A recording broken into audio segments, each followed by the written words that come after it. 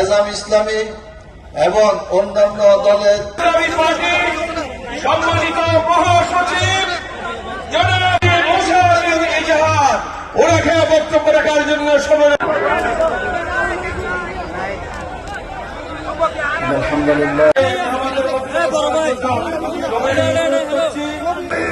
ইস্পাত কর্তৃপক্ষের মাধ্যমে বাউল বিপ্লবের মাধ্যমে এই বাংলাদেশের ক্ষমতা আমরা হস্তান্তর করতে চাই। কথা ঠিক আছে কিনা? সত্যবাদ চলবে না। এই দেশে ইসলাম বিরোধী শুধু ঢাকা থেকে এসেছি কুতুবদিয়ার জনগণের সাথে কথা বলতে। নির্বাচনী এলাকায় যেখানে একসাথে বাংলাদেশের কোন সংখ্যালঘু নাই। অতিথিবৃন্দকে আমি স্বাগত জানার জন্য দাঁড়িয়েছি।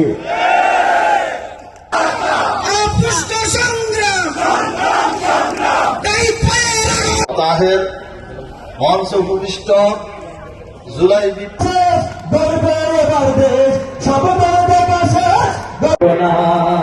ক্ষমতায় যাওয়ার পরে দুর্নীতি যারা করে কথা আর ভুলবে না।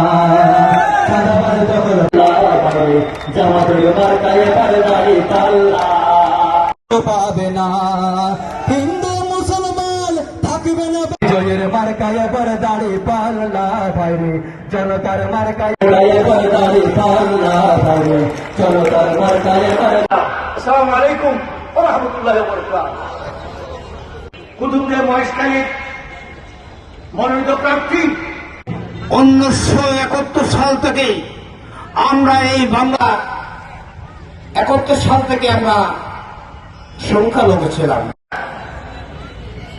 আমার আদাব এবং অবস্থান এবং আমাদের আশ্রয়ে সবকিছু নার অভিধান আমরা হামিদুর রহমান আজাদ বাইরে কারিবাল্লা মার্কায় ভোট দিয়ে আগামী জাতীয় আর এই নীতির প্রতি শ্রদ্ধা রাখিয়ে আমরা বাংলাদেশ জামাত ইসলামের সাথে আছি। নেলসন ম্যান্ডেলার জীবনে হরিণরা শেষ করি বাইরের কি এরা যাতে এটা বাগবাটোয়ারা করেন না রে এনারা কুতুব দিয়ে মহেশখালীর মানুষের সেই জন্য আপনারা সজাগ থাকবেন। অপর একটি প্রার্থী আমি আপনারা ঐক্যবদ্ধ থাকবেন। আগামীতে আমরা একজন এমপিকে উন্নয়ন বাদ করে লজেবেগের এখন অপচেষ্টা চলে।